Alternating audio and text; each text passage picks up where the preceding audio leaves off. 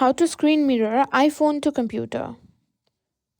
In today's tutorial, I'm going to show you how to screen mirror your iPhone to your computer. Whether you want to share your screen for work, gaming, or presentations, this method is super easy, so let's get started. Before we begin, make sure your iPhone and computer are connected to the same Wi-Fi network. This is essential for the mirroring process to work smoothly.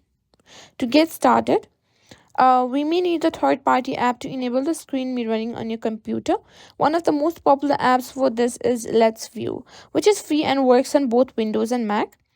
Head to Let's View website and download the app for your operating system. After downloading, install it on your computer.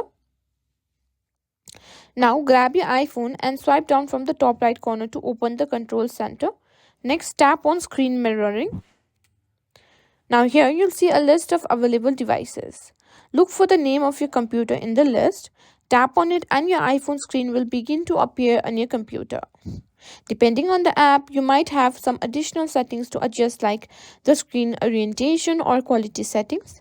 If the image isn't clear, you can tweak this to get the best performance. And that's it. You are now successfully mirroring your iPhone screen to your computer.